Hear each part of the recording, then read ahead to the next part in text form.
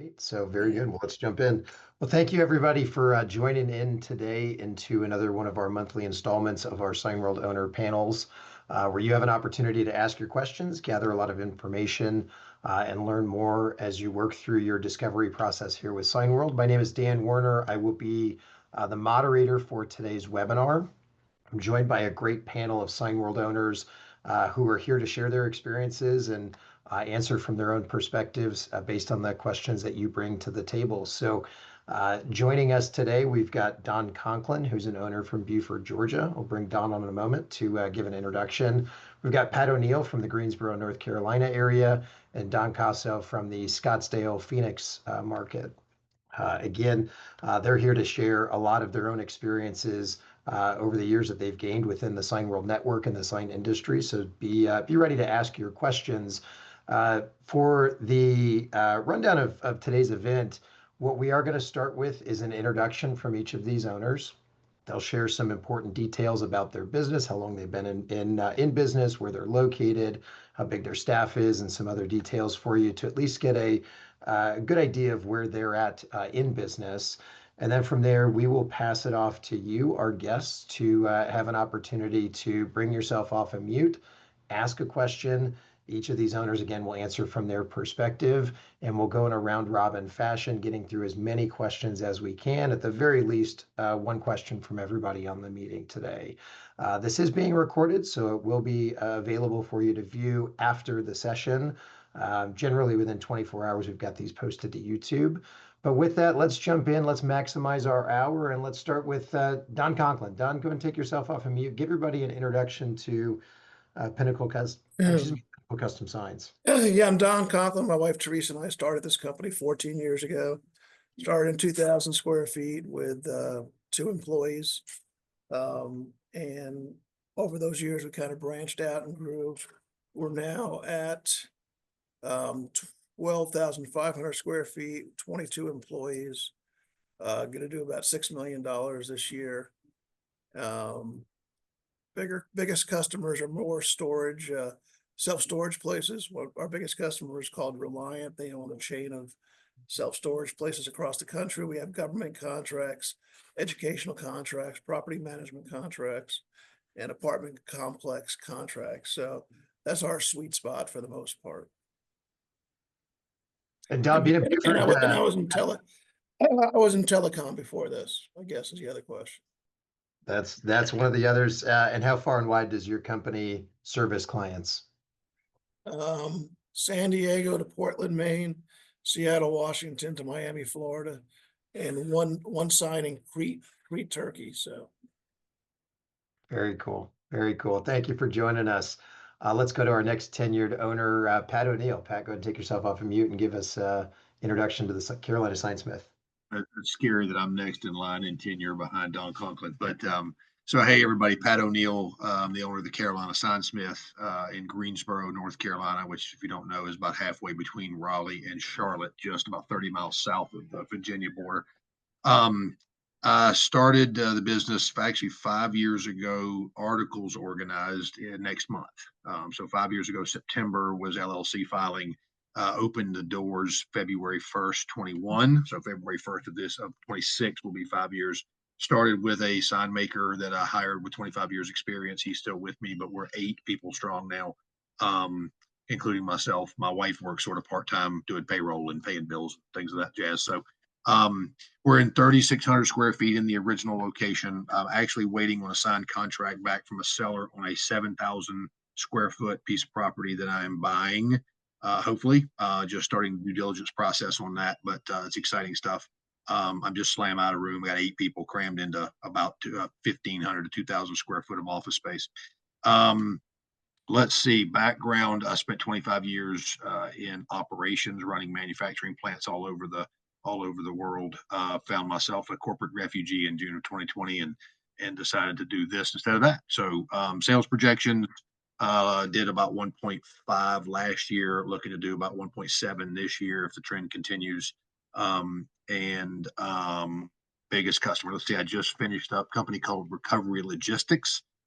They deploy when hurricanes and fires and tornadoes and things like that plow through towns. They deploy shower trailers, sleeper trailers, admin trailers, generators, light towers, etc. We are about 3/4 away finished with 600 of those vehicles just rebranding. About 2/3 of them are in Florida. The other third is here in North Carolina. So we're deploying folks all over. Had some in Jackson, Mississippi that we finished up a couple weeks ago. Doing some work for a certain Japanese automotive manufacturer, begins with a T, perhaps, that has a battery manufacturing site here just about a half an hour south of me. So with some wall murals and things like that. We do minor league baseball team, all their graphics in the interior of the stadium, and the minor league soccer club. We do all their graphics as well. So sort of spread out. But I think that covers it. That's it. Yeah, very good. Thanks for joining, Pat. And let's go to Don Casa, our newest owner on the panel here. Go ahead and give us an introduction to the Arizona Sign Company. Hey everybody, Don Casa, owner of Arizona Sign Company. We are headquartered in Mesa, which is right next to Phoenix and right below Scottsdale. Our high the other day was about 118. So compare that to where you're at in the country and either be jealous or say, sorry, you had to deal with that. We don't have to deal with any snow or ice, so that's nice. So we started in December of 2023 was when we officially opened the doors, really started selling in January of 2024, once we got all the equipment set up. And we are in, obviously, our original location here. So about 2,400 square feet, pretty evenly divided between production and office space. We have 2 full-time employees and we're adding a third on Friday of this week. So that's pretty exciting. We have an operations director who's kind of jack of all trades, can do everything, can go out, do sales, run the equipment, pretty much everything that we need to do here. He can work on. We have a production manager, and now we're adding a full-time salesperson on Friday. So that's going to be exciting. We in our first year, calendar year 2024 was really the first year of business as I consider it. We did just over 600,000 in sales, and we're shooting for just over $1 million this year, and we're on track. That was the goal from the beginning, and we're on track to surpass that. So that's good. A couple of notable big customers we are just wrapping up a multifamily development in North Scottsdale.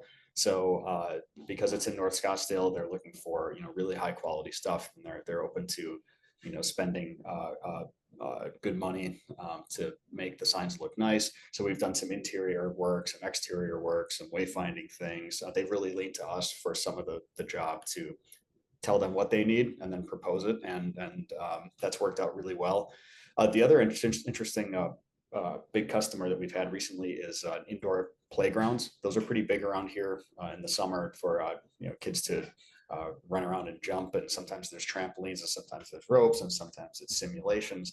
We're working with a couple of those places around here with mostly vinyl graphics on the wall, big murals, 20 some feet high. Those add up very quickly, and they're things that you can do in-house for the most part. So we are enjoying working with them, and now we're looking to find more of them to work with as well. As far as my background, I was in healthcare for about 15 years in sales, mostly cloud-based analytics and consulting for big companies. And then we were acquired by IBM. So that was a very big company. And then I have experience in the startup world as well, and then decided to start something of my own and landed on Signworld. And here we are. Yeah, very good. Well, Don, thanks for sharing all that, and thanks for being a part of the panel today. So very good. Well, you have a little bit of an introduction to owners within our organization. Now we're going to open it up to the Q&A portion of this. So as I call your name, feel free to take yourself off of mute, share or ask your question. Our owners will give their perspective on that, and then we'll work our way around. So first on my list, I've got MZAC2. If you could share your name so that way we can at least identify you. Yeah, my name is Mark Ferzacca, Ferzacca. Perfect. Well, thanks for joining us, Mark. Go ahead and throw a question out at our panel. Yeah, I'm going to throw this out to Don. Since I'm Arizona State alumni, your location is kind of near and dear to my heart. So what would you say was the biggest obstacle in getting your doors open? Yeah, Don, so you're the newest. Go ahead and kick us off on that one. What was the hardest thing to getting the doors open and getting things ramped up in those early stages? Yeah, I think, Signworld eases a lot of the obstacles just from having so many reps at onboarding, so many people over the years. I think they've really got a good program to help you out and gives you at least a running start. Obviously, finding the right person, you need someone with sign industry expertise, so we call them a production manager. So, hiring for a position that you really have no experience in, at least I didn't, coming from healthcare. I was kind of leaning on, you lean on your gut and you lean on the information that Signworld and other smart people who are ahead of you, like the other two panelists, most of us will talk to people like them as we're ramping up here to pick their brain. So finding the right person was an obstacle. I know some other people, started around the same time as me, had trouble getting some, any sales or any action at all. And we partnered with a good SEO, and we're in a big growing market, as you know.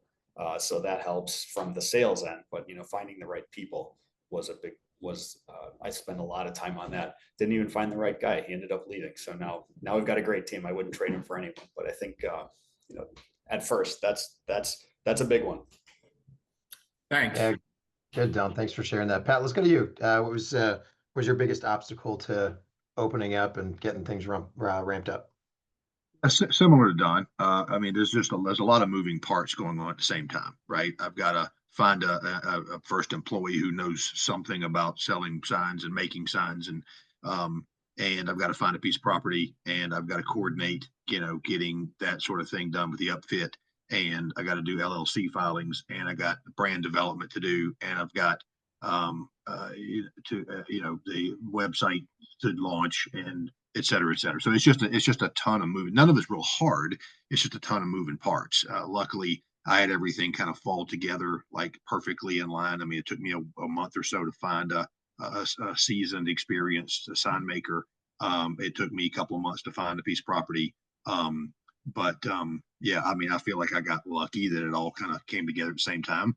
But kind of managing all those at the same time, trying to chase a target date. And oh, by the way, when you figure all that out, have all your equipment delivered and getting that on a schedule early enough that you don't have it sitting in a warehouse someplace, and not that you're sitting in a piece of property you're paying for that you're not using. So yeah, just all the moving parts at one time. Yeah, very good. Don, how about for you? Think back 14 years ago. Yes, I can still remember it, Dan. I would say that, echoing Don's comments, Signworld gives you a good blueprint. Follow the plan. Some things are easier than others. But I mean, what is, and what will always be your number one roadblock to this business is getting customers, right? Gets easier over time as you have referenceable customers, but it's getting customers in the door. And as the owner, that's your job, is to get customers in the door to create work for the people that you've hired. So even today, it's still getting customers, even though 80% of our business is repeat business, is still getting customers into the door to refresh the funnel. Yeah, from a Signworld perspective, you've heard the two biggest ones. It's really getting that first employee right and bringing customers in. There's no doubt there are candidates out there to fill the holes of employment, but finding the right one that has the right work ethic and attitude that fits the culture you're trying to create can be difficult. And then finding the customers there. So hopefully, Mark, that answered your question there and provided you some good feedback to that. So with that, let's go to Paul Scanlon. Paul, if you wouldn't mind, take yourself off of mute and throw a question out to our group. Yeah, I appreciate it. Gentlemen, thank you very much for your time and taking our questions. My question is on the customer theme. How did you go about developing your initial customer profile, and what areas did you extend yourself into to find those profiles? Yeah, let's start with Don. Don, how'd you build out a customer niche, and what marketing methods did you use to get in front of them? They had money to spend and needed a sign. That was kind of the profile. If you ever remember the old Bob Newhart show, it was like Larry, Darryl, and Darryl, anything for a buck.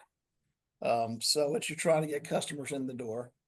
And then after a while, there's some things you'll probably not want to do anymore, like the yard sign for the soccer mom or something like that. But our customer profile is someone that's repeat business. So it's people that have multiple locations, multiple needs, things like that. And we did it over time, evolved over time. And, people say, what's your niche? I said, my niche is those types of customers.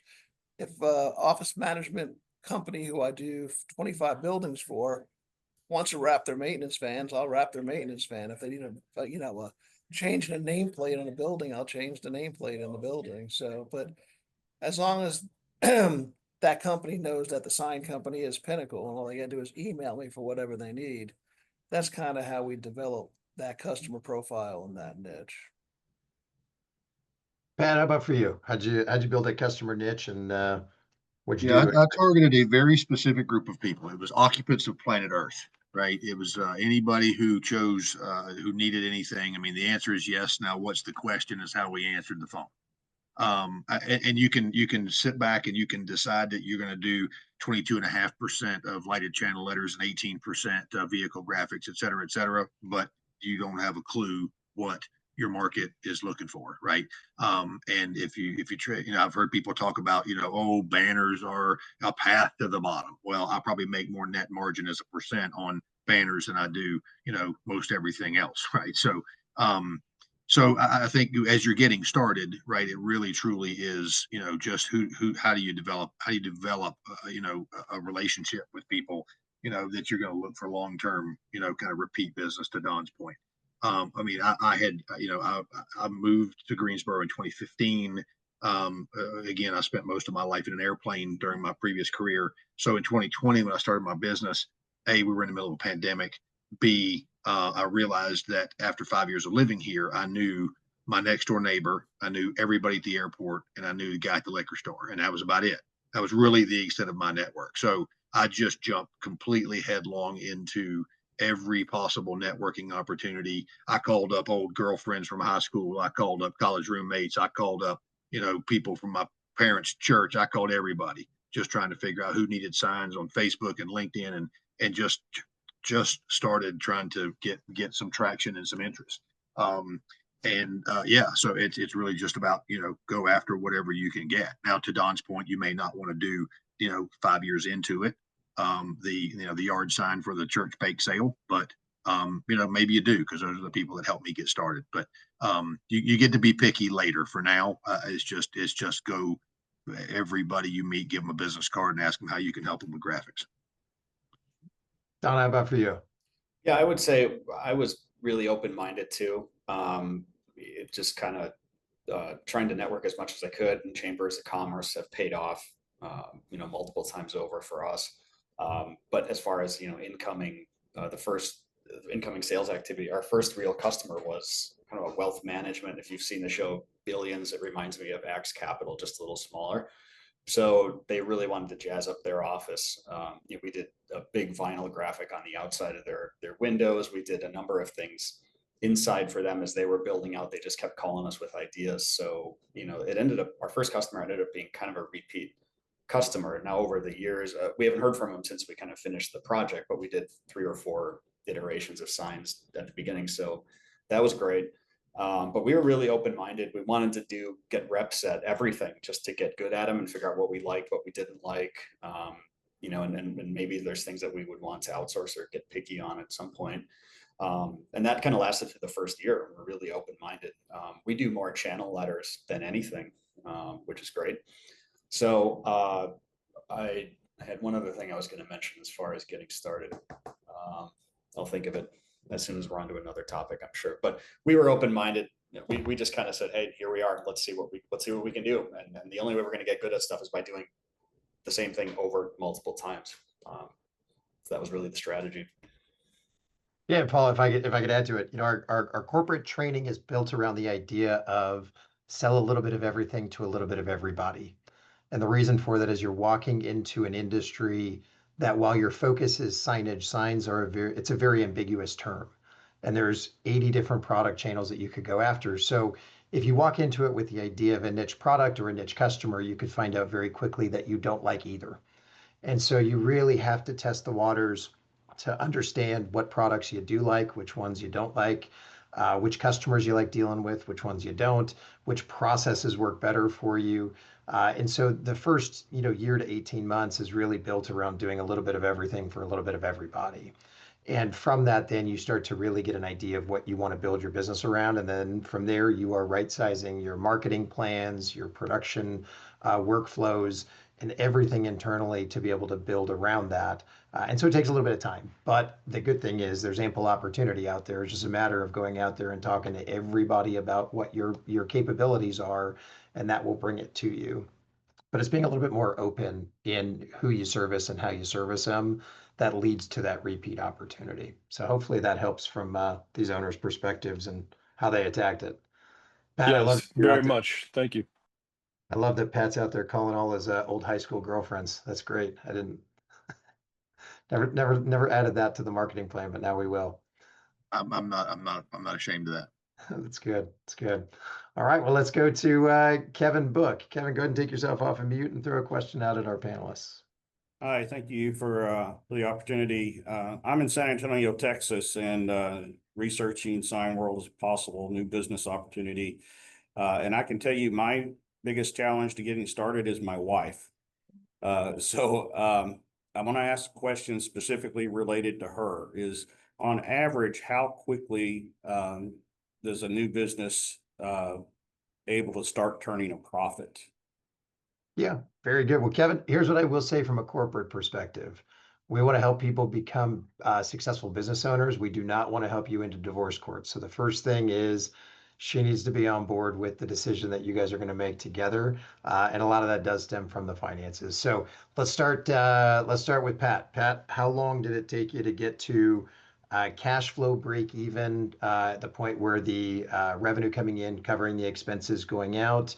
At what point did you perhaps start to take a paycheck? And at what point did you start to feel comfortable with the money coming out of the business? Yeah, so I mean, I was cash flow favorable almost immediately, right? I mean, I worked from home. I worked from my home, for the first few months while I was looking for a place. You start doing 5, 6, 7, 8, 10, $12,000 a month, in stuff while you're working from home, looking for a property. So overhead's very, very low. Covering materials is pretty simple. And you get in deposits. So you pretty much cash flow positive immediately, right? Then you get your building and you started with an employee and then you get payroll with it, but then you've ramped up and you're covering those expenses. I sort of tell folks, pretty bluntly, if you're not prepared to go without a paycheck for at least a year, if not 2, you probably should rethink this. Because I went into it not expecting to draw a paycheck, for a couple of years. I didn't actually start paying myself like a straight up salary until a year and a half ago, a year or so ago, when I converted to an S corporation from a filing perspective, because I really didn't need to. You just take money out of it however you want. There's tax benefits and implications over being an S corporation filing that way versus a LLC. You'll figure all that out. But yeah, so I mean, if you can't, don't expect to take a paycheck for a year, maybe 2. Don Casa, how about for you? As the newest owner on the panel, you're closest to that financial ramp up timeline. So what did it look like for you to get to a point of cash flow break even or cash flow positive? When did you start paying yourself? And have you gotten to a point yet where the money coming out of it, you're feeling comfortable with what's there? Yeah, we broke even, got to the cash flow positive month 3. So that was a nice surprise, and then it's been profitable ever since. There was one early month after that where I think it was slow and we had a blip on the radar, but other than that, it's been great and trending in the right direction. I wasn't really prepared to pay myself for the first year, kind of like what Pat said. I started paying myself, I think, on month 8, month 9. Probably could have started earlier. I'm a saver as when it comes to money, so I like seeing that account balance for the business grow, as opposed to using it for myself. I know it's there, and I can do with it what I want. But and now it's consistent. I've after month 8 or month 9, I believe I've kind of paid myself a salary, and I'm in S as well. Changed over to S for calendar year 2025. So I think we have to get some things set up for that and kind of get consistent for owners. Salary is one of those requirements. And I had budgeted pretty conservatively. When I sat down deciding whether I'm going to do this or not, kind of laying out what the first couple of years were going to look like. And I was conservative in my estimates, and, thankfully we're beating those. So, when it grows faster than you expect, you can start paying yourself sooner than you expect. But always good to, I thought the estimate that we figured out was, I think that's what you want to be. You want to be conservative. You don't want to be too optimistic. Better to be surprised than disappointed, I guess. Yeah, absolutely. Don Conklin, how about for you? How quickly did you get to cash flow break even and cash flow positive? I'm When you still start waiting paying to get a yourself? paycheck. Still waiting to get a paycheck 14 years in. Now, I broke even in our second month, getting paycheck in 6 months. And here's where I'll give my 2 years of hell speech. When you're opening a new business, it's going to be 2 years of hell. And it's not hell because it's not fun. I've had fun, but it's hell because you're going into a new business, opening up a new business in a new industry and something that you don't know. So the more hell is, you don't know what you don't know. I just hung a sign on a building. Is that sign going to fall off the building and kill somebody and then break my business? I'm going to just put this monument sign. It was going to fall over. Is this actually going to work? After you do it 1 or 2 times, it's fine. But you don't know what you don't know going into the business. And, it's not for the faint of heart. Owning a business is not for the faint of heart. But quite frankly, Signworld gives you the business in a box and a game plan to get there. And it's just following the game plan. If anybody's considering doing a Rob's rollover, using your 401k to fund the start of the business, we did that and we overfunded it so we could take out paychecks earlier on, right? So it's a one-time rollover. We took out more than what we were recommended to take out by Signworld. So that helped us on a cash flow basis in the first year or two. But after that, we're off to the races. So. Yeah, and Kevin, just to kind of wrap that up, I do see that you're early on in the process. One of the things that you'll have the opportunity to do is a lot of validation and talk to owners that come from a similar background in a similar marketplace, have similar goals and aspirations, and you'll learn from them, their own individual experiences. And along the way as well, you'll get exposure to our earnings claims and some of the other information that does have a lot of that detail in there. The one thing that we do encourage every business owner to come into this with is at least 12 months of cash reserve set aside so that you don't have to take a paycheck from the business. We want you to be financially prepared for it, to know that the business is on stable ground before you start really pulling money out of it. Yeah, Dan, And if I Kevin, could add one more. Kevin, as you're going through the process, I would say, if you get further into it and you start talking individually to owners, ask to speak to the owners' wives as well. My wife would be more than happy to speak to your wife. She's done it more than once before. And people always ask me why I started this company. And the true answer is the only one my wife would say yes to. Yeah, Dan, if I can add real quickly. So the other question that wasn't asked was, when did you get back to your corporate salary, right?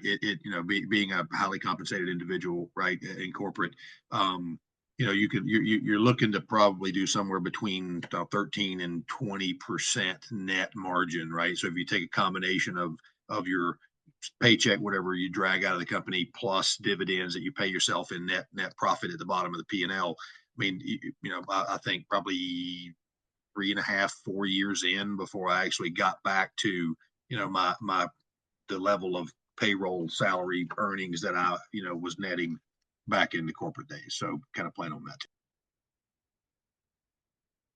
Kevin, hopefully that helped answer your question. But again, a lot more information will be provided to you as we work through this process to help you and your wife through that, to ultimately get to a point where you're comfortable making whatever decision in whatever direction you head. Yeah, answers were great. Thanks. Appreciate it very much. Well, let's go over to Greg Mendel. Greg, go ahead and take yourself off of mute if you'd like, and throw a question out to our panel.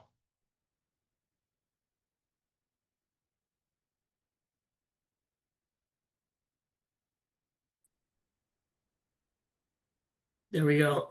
Hey guys, thank you for your time. You covered a lot of it. I guess my question is, when I look at, I'm in Los Angeles, in Southern California. When I look at the local market, can you talk a little bit about how you were able to go into each of your respective markets kind of assess the local competition? Because obviously a lot of, I mean, depending where you are, it's crowded. There are a lot of smaller local players. Can you talk a little bit about how you differentiated yourself and how Signworld helped with that versus call it local independent players that are not part of that Signworld network? Yeah, great question, Greg. So let's start. Let's start with Pat O'Neill. Pat, how did you, as you're going through the discovery phase, how did you assess and analyze your competition, and then what'd you do to differentiate from the marketplace to create your own market share? I didn't really spend a lot of calories on trying to figure out what competition was in town. I knew the Signworld owners. I went and spoke with them. One of them who was not very friendly and not very cooperative. He actually went out of business about 6 months later.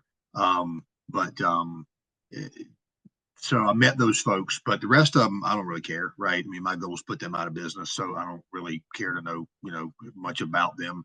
I did spend a lot of time riding around town looking at, signs, which I'd really not, quite frankly, paid attention to in the past. So I went rode around town looking at, quality of signage, how much is there, looking at, I know what my market looks like in terms of development growth and things like that. I'm in a very aggressive growth market. Fortunately, and I also saw there's a lot of bad signage in town. There's a lot of broken signage. There's things that need a lot of work. So I wasn't concerned too much about that the opportunity wasn't there. So now it becomes a matter of just get to it, right? Which is why I spent a fair amount of time sort of developing my brand and developing my website, not personally developing it, at least sort of guiding the marketing team to put it all together. And then, as I said earlier, I just dove headlong into the networking thing, right? I called local businesses. I signed up for every breakfast, lunch, and after hours cocktail hour and Chamber of Commerce and Builders Association and apartment associations and merchants associations, et cetera, and just chased people all over, just to try to get there from here, right? So I mean, I didn't really, I guess to recap, I didn't really focus too much on the competition because they're going to come and go, right? This industry, by the way, is heavily populated with carnival workers. And quite frankly, the whole Signworld family, quite frankly, is a much more sophisticated class of people than you'll find. Just log on to some of the forums on Facebook, the sign shop forums and graphics people. Some of the questions that you get every day are it's nuts, right? For people who've been in the business 20 years. So it's not really that hard if you're a professional. If you can have a conversation and come across as reasonably intellectual person and just deliver what you say you're going to deliver, it's not that hard to run your competition off. Don Conklin, how about for you? How'd you assess your marketplace, and then how'd you establish a marketplace for yourself and competing with those out there? Well, I would, 2 points I would make. First of all, I was a business person opening up a sign company, and most of my competitors were sign people trying to run a business. And it's infinitely more difficult to run a business than it is to run a sign company. In other words, I knew how to do the nuts and bolts of customer service and, and cash flow and finance and all the other stuff. I just didn't know about signs. I could hire people to do that. My competitors were sign people who couldn't figure out the other part of it. That's part A. Part B is ask yourself this question. Have you ever hired a contractor to work on your house? Most of you will say yes. The next question is, they were always on time, always on budget, always status you, and were always there exactly when you wanted them to be, right? Well, that's your competition. This is a contractor business. And most of your competitors will be those people who are like contractors and they delay things. They never meet timelines or budgets or stuff like that. So you got a leg up by just statusing your customer, being in there for them. Our guarantee is we're going to promise you're going to get what you want when you want it at the price we agreed to. And we pretty much stand behind that. I don't think anybody else in the local area can kind of match that from our standpoint. Don Cosell, what are your thoughts on that? Yep, everything so far that's been said, I would agree with. I had 15 years doing sales in healthcare, big health systems, senior executive stuff like that. So kind of treating our customers here in a similar way that I would go about those sales opportunities. And people appreciate that. Like Pat and Don have said, you be professional, and people do recognize that. It's different from what they see when they get 2 or 3 other quotes. We hear that a lot, that we're different. People want to work with us, because of that. And yeah, I didn't do much market assessment. I mean, I Googled it and then a million red pins popped up on the map and I said, okay. And you kind of page around for a little while. You can read some of the comments on Google and the ratings and check out their websites. And you can see a lot of stuff that I wouldn't be happy with if that was my company. So, the SEO partner that we chose really helped us through that and understood the vision to be, hey, we want to be the company that works with businesses and we want to be different, more professional. So they set us up to look like that. And that helped as well. Plus, the name Arizona Sign Company, I had to jump through some hoops to get that, but I wanted a name that sounded like we've been here forever and sounds like, we're a big place that, as opposed to zippy sign shop or whatever, you want to be. That to me was important. So that's how we differentiated. And again, it starts from the first time you speak to someone on the phone or you return their email or you reach out. There's a way to sound professional and sound different than, just a regular old order taker. And that's worked for us. Got it. Thank you, guys. But Greg, and a couple things that I'll add to that. We can help you through, understanding the number of sign companies that are in a marketplace. We can help pull that data for you so you can see it. Now, the good thing is if you see a lot of sign companies, it does confirm that there's a lot of demand for the product. Now it's just a matter of differentiating from the marketplace. And as you've heard from these owners, a lot of it is not in the product, it's in the service. If you can differentiate on the service side, it does give you a leg up because you're bringing the elements that are missing from the marketplace today. But one other resource that I would recommend that all of you use, if you'd like to assess your local marketplace, is the Small Business Development Center, the SBDC. They can pull up all of the specific information to your metro market from who are all of the sign companies that are registered within the area, what levels of revenue do they do. There's a bunch of data that they can pull that gives you more of your localized information base, whereas a little bit more of what we can provide is more more general on the marketplace based on the information that we have access to. So absolutely leverage the Small Business Development Center and they can provide more information. But the reality is the only way you're ever going to experience and be able to assess your competition is by actually getting in the car, driving over to their location, walking in, meeting the owner, meeting their team, seeing their facility, and really getting a feel for how they're put together, which is quite a bit different than what we propose you do within the Signworld plan. So a lot that you can do within that, and we can help you through that. Just get connected with whoever your Signworld rep is, and they can help give you some of that information to work through. All right, well, while we are going to our next question, in the background, Sheree will be starting a few slideshows to show some different types of work and sign capabilities that you will have. Some of it will showcase operations and owners so you get a feel for what their workspaces look like. And then there is a third that will showcase some projects that our owners are really proud of and what they were able to accomplish, either based on the customer, the time and business that they were in when they acquired that client, the level of revenue that was generated by it. So there's a number of things there that they're really proud of that we'll showcase within that. But as we continue on with our questions, let's go to Dr. Burns Blacksall. Go ahead and take yourself off of mute and throw a question out at our panel. Sure, thanks. Can you hear me? We can hear you just fine. Okay, perfect. Sorry, I've been struggling with Zoom today, so just making sure that everyone can hear. So a couple of the questions that I had have been covered, which is always great going later in the lineup. But one that maybe a little bit more interesting. As of right now, it seems like most of you are kind of really working in your local markets. Have any of you tried to expand beyond your local markets, or do you have clients who have had you expand beyond your local markets? To go well beyond your geography? Sure. Yeah, great question. Now let's start off with Don Conklin, our most seasoned owner. Don, talk a little bit about your service area, which we kind of covered a little bit before, but go over that again. And then how did you attract some of those clients? I'm glad you called me seasoned and not old, so I do appreciate that. 40% of my business is outside the state of Georgia. 95% of my business is outside my assigned zip codes. And how you accomplish that is basically finding customers in the local market, doing their signage really well, and then telling them that you could actually provide their signage across the country.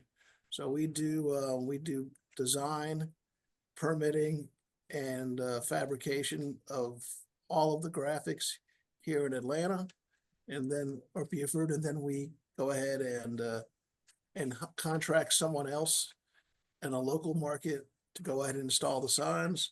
A lot of times it's a Signworld owner. I like to tell people last year we wrote checks to 50 different Signworld operations for installing signage across the country. But you can't Wow. just pick up a national customer unless you can service them in your local market and prove to them that you have the capabilities of doing so. It's not a matter of going to knock on Coca-Cola's door and say, hey, I can be your national sign company. You got to prove yourself Mhm. before you even, mention that to them, quite frankly. Yeah, very good. Let's go to Pat O'Neill. Pat, talk a little bit about your service area and how'd you attract some of those customers? Sure. So first set of channel letters I ever made and had installed was actually installed in Mexico. Was a former colleague of Hmm. mine worked for a company. I actually never saw them. They were made by a local fabricator and freight forward shipped through customs and across the border. I found a electrician in Mexico to wire up all the LEDs and hang it on the side of the building, and somehow that went completely swimmingly and no issues and crazy. But like Don, I've written checks to probably 20 Signworld owners all over. Last week I had an install in Orlando. I got one in Dallas, Texas next week. Two in Maryland coming up week after next. One in Washington D.C. the following week. So I think it depends on where your customers are. I mentioned earlier 600 trailers for a big company in Florida and Mexico, or Florida and Mississippi and North Carolina. I think it just depends on the customer, right? I support about 8 or 10 different locations for a construction company called Gilbane Construction. And they call me up and say, we want 10 of these from this catalog that I made for them custom, and we ship them wherever. So once you get into heavy duty fabrication, and you can start supporting multi-site kind of stuff, and that's a different kettle of fish, which we don't quite do yet. But we do have customers that are all over the country. Not a lot of it, probably not 40% outside of the state to Don's number, but probably 20% from a dollars perspective is probably outside of state of North Carolina. So and again, it's not about going to seeking them out. It's about developing those relationships that turn into that. I mean, Don, absolutely right. I mean, you're not going to do work for Arby's. You're not going to do Wendy's signs. You're not going to do Coca-Cola, right? There's a big warehouse somewhere that's banging out, 600 Subway signs a month. And you're not going to get there, not for quite some time anyway. So target your local market, develop relationships. Those will turn into referrals. Those will turn into additional locations for additional, customers. So start local and then let that expand organically.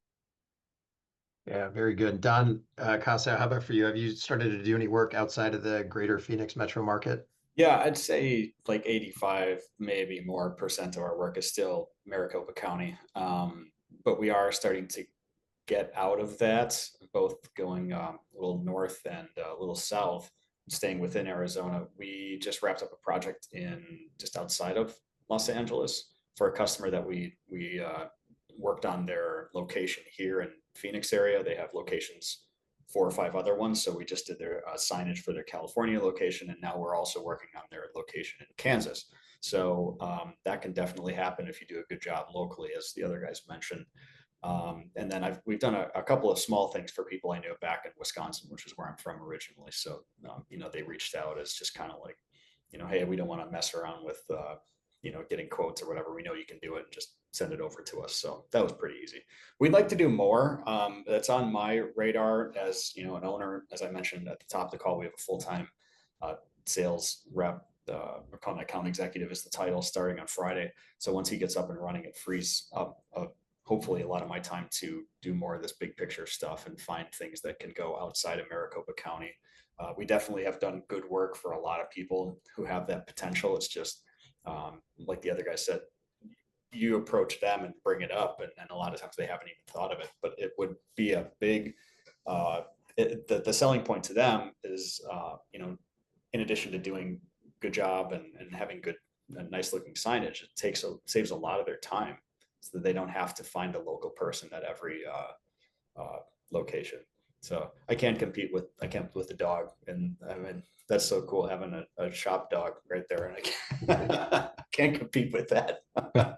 No one's Right. listening to me anymore. No, we'd love to Right. do more of that business. It's definitely a possible thing that you can do. Yeah, Great. very good. Thanks, Don. Well, hopefully that addressed that question. A lot of it is just done through networking and marketing. If you do the right things, ultimately you get in front of the right customers, and the growth potential is there to help and facilitate that outside of your local market. So with that, let's go to our next guest, C. Stone. Go ahead and take yourself off of mute. If you could just share your name with us as well.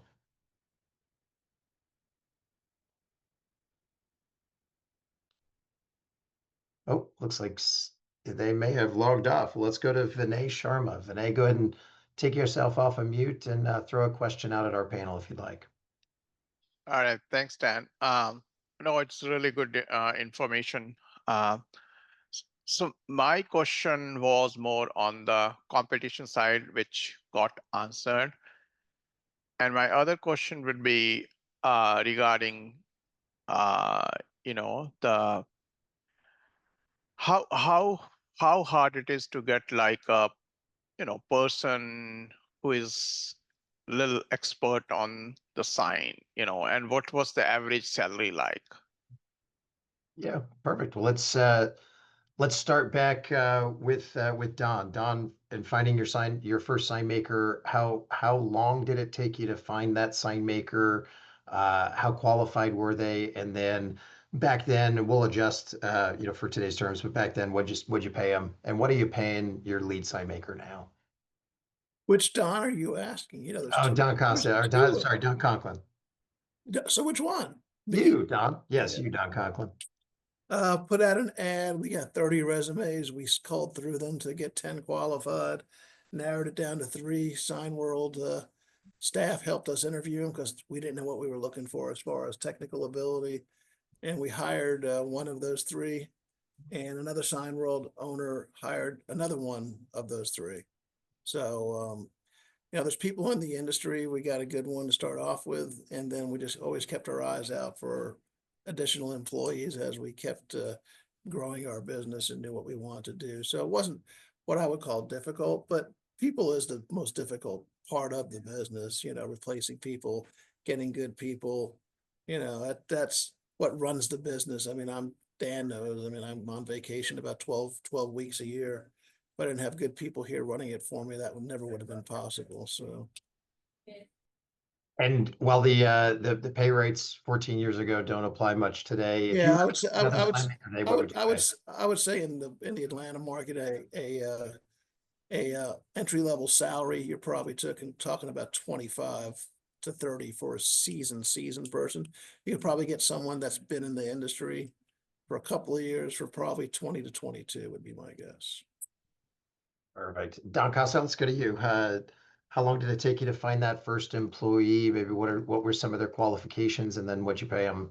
Sure. And one advantage I had is I had my location pretty early on, so I didn't have to worry about that. So the location was taken care of, and then, did the diligence with Signworld. Then the next thing for me was to find the person, so that I could really focus on that. So that Signworld has an app that I can't remember what it's called. It's a career plug. I think that sounds about right. It blasts your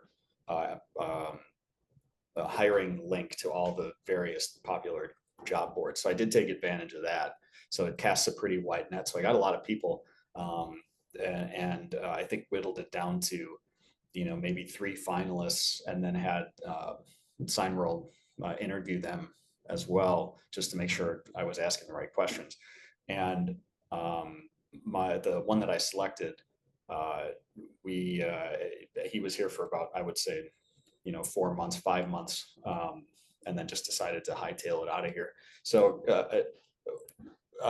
I picked someone who had a lot of technical knowledge, I can handle the sales, but I needed someone to handle all the technical knowledge. He had a construction background, so really helping things get set up here in the shop, as well as, experience producing and then installing in house. And if you can install things in house from the get-go, you can increase your margins. So that was the attractive point with him. I think, like a lot of people who, these guys just flame out for one reason or another. I did hire someone really quickly to replace him. That was not a good hire. I went too fast, didn't really think about it. And then that was not a good experience. And then just kind of through networking and our reputation getting out in the area, now I have my team who has great experience. They actually worked together in a couple previous lives ago. So they were happy to see, and they came independently, and it just kind of converged that they really like working together. So now we have a great team. But you can spend all the time in the world, and once you really work with someone for months, and maybe they get used to working with you, or something else pops up in their life, and they can, it can flame out pretty quickly. Or I've heard stories where the first hire is still there years and years later from other people. But really have to do your diligence. But I would say be prepared to make another hire in the first year. That seems to be the odds kind of favor that. And Don, what are you paying your leads? Yeah, sorry, I was going to say I agree with that. It's about 25 to 30 is for someone with experience. As someone who's really good. Because, the question, I always ask is, do they get it? Because, we want to do things more professionally here. Do they get it? First guy didn't, second guy didn't. Now the guy we have here really does get it. So he gets more, than the other guys. Sometimes you can teach that, sometimes you can't.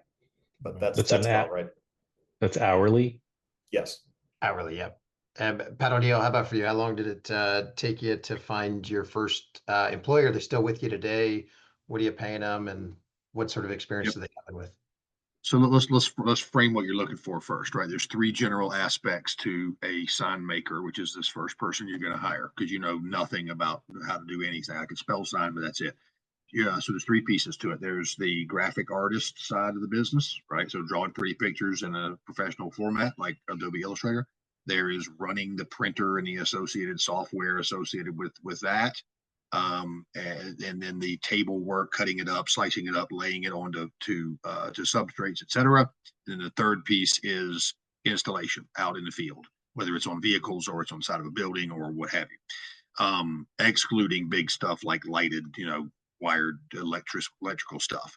And I was told pretty quickly, you're going to find a lot of each into those three people. Each category, A, B, and C, you'll find a bunch of people that have one.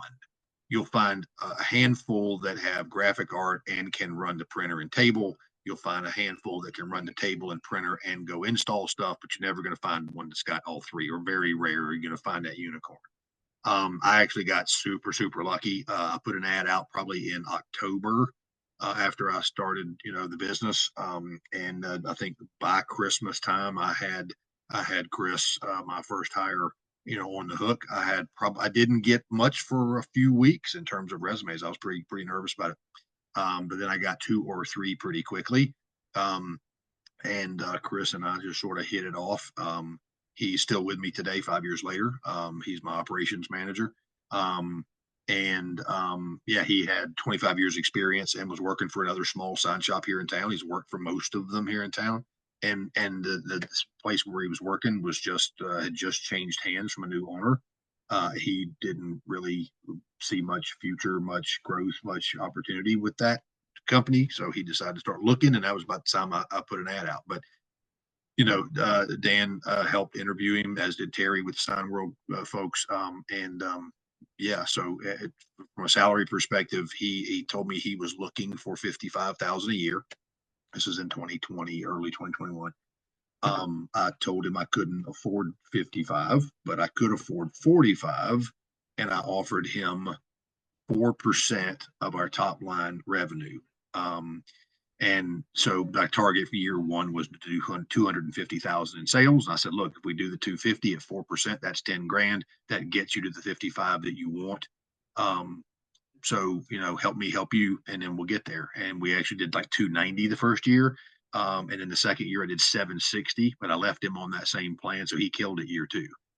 Year 3, we renegotiated the terms of the whole variable comp package, but he still is on a variable comp, sort of a kicker on top of his salary. But and quite frankly, he probably makes more than me now. But so yeah, I think it's a matter of pay what you can based on the skill set you're trying to find, and it'll return dividends. Anthony, if I can add there, what we're finding, on a national average is $27 to $28 an hour. That's variable based on the marketplace, so it could go up, could go down. But we are targeting somebody who's got at least 5 to 7 years of experience that knows what they're doing in the position to run the equipment, make the product, handle some of the internal workflow. And if they're a good employee with the right skill sets and the right personality, they are worth their weight in gold. You'll pay them appropriately. But at the end of the day, we're seeing that starting value in that $26, $27, $28 range per hour. I know we are approaching the end of the hour, but we do have one more guest joining us that will have throw out their question before we wrap things up. So Doug, go ahead and take yourself off of mute if you'd like, and go ahead and throw a question out to our panelists. How's my audio? Can you hear me? We can hear you just fine. Go ahead. Awesome. Hey, thanks guys for doing this. Appreciate it. Okay, I'll ask about staffing again. Can you speak to what where your team looks like, your staff numbers, and that sort of thing as you move in annual sales from say 0 to 500,000, 500 to 1 million, 1 million to 200? What does that team look like in numbers, and are there areas where you've found efficiencies and inefficiencies in that? Thanks a lot. Yeah, absolutely. Well, Doug, if I could, I'll give you a couple benchmarks and then we'll get our owner's experience in that individually. What we find is that you're going to have at least one sign maker for roughly every $20,000 in monthly revenue that's there to handle the production side of it.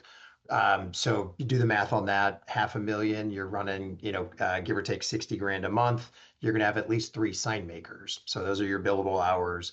But when you look at it as total employee count, what we find is that there's on average within the group 1 employee for every $15,000 to $17,000. That's going to just change based on who the owner is, what roles they're hiring for, who they're going to bring in for that, which would mean at that $500,000 rate, you're running perhaps 4 employees. If you're at that $1 million rate, you're running 7 or 8 employees. And it's just sort of a lather, rinse, and repeat process. But that team can be made up of sign makers, office admins, or project managers, and then perhaps either account managers or salespeople that are out there generating more revenue. So let's go to Don. Don, how do those breakdowns work with your business? How many sign makers do you have per million in revenue? And then how many total employees, or what's your breakdown of revenue per employee? Well, first of all, does anybody want to guess what the name of my dog is, since I own a sign company? Any guesses?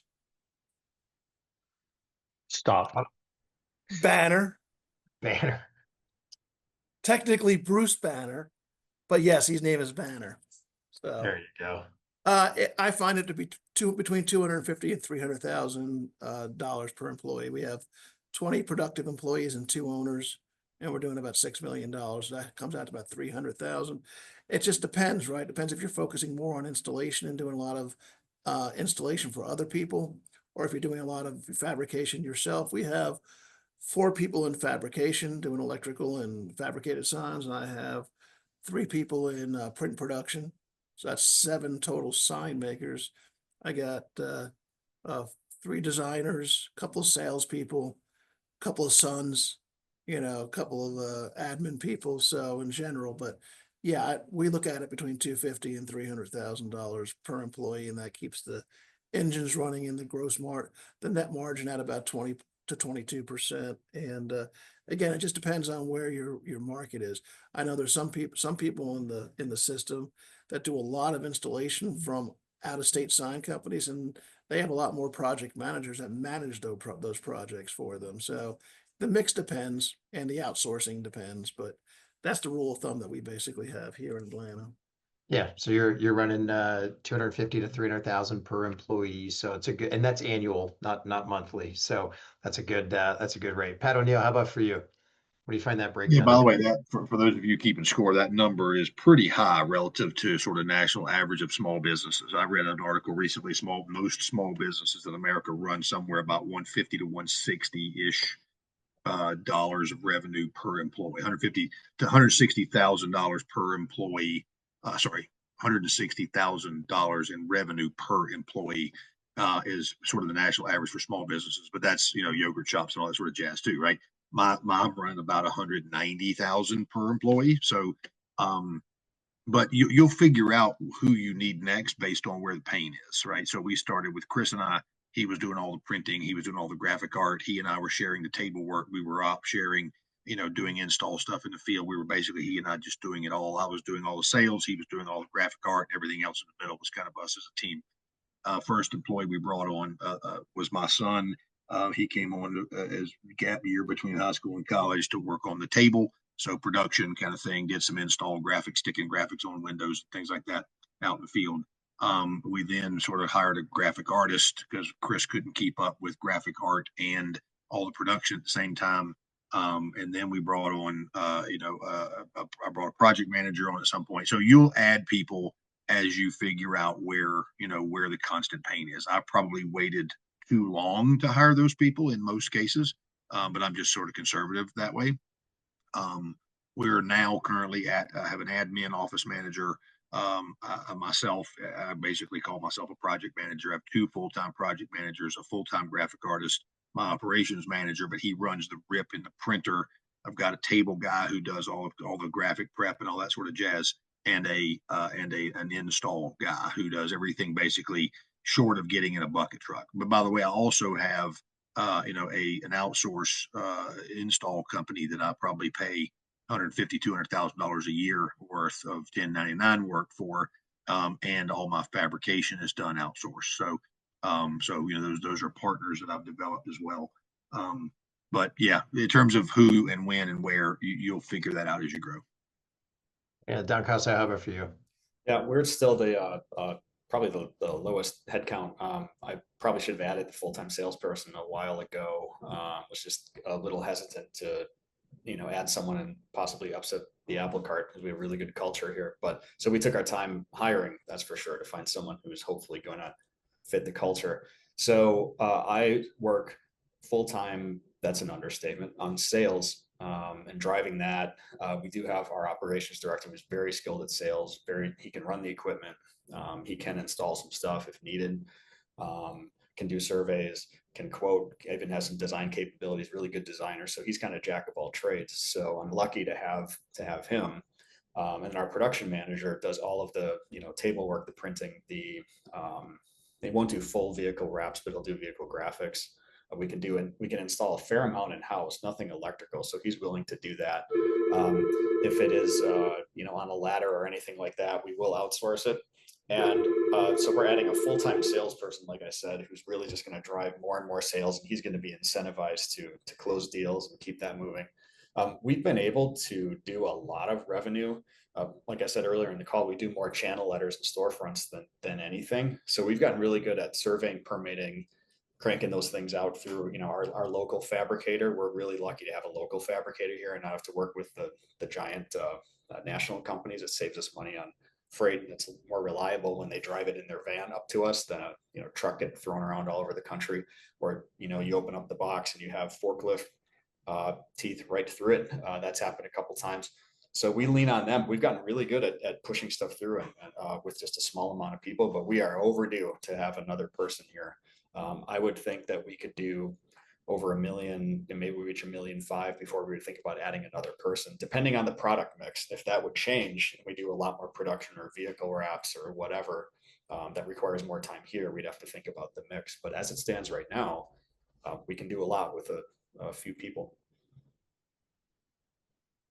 Well, thank you for that, Don. And I know we have crossed the hour. I want to get our owners back to their days. We appreciate all of the time you spent here with our guests, helping them through their questions. To our guests, hopefully you gained a lot of information here to help you through your discovery process. Just to give you some dates to consider for future events, our next our next webinar, similar to today, will be on September 17th. 2 o'clock Eastern, and our next live discovery day, if you're interested in coming to see us live, will be in person at our headquarters in Southern California on Friday, September 19th. If you're interested in gathering information on that, please connect back with your Signworld representative and they'll help you through that to get you coordinated with that day. But for today, again, I appreciate our panelists, Don Cassow, Don Conklin, Pat O'Neill. Again, we appreciate you taking time out to help these people through their questions and their information gathering process. Again, to our guests, thanks for joining. Everybody have a great finish to your Wednesday, and we'll talk to you all very soon.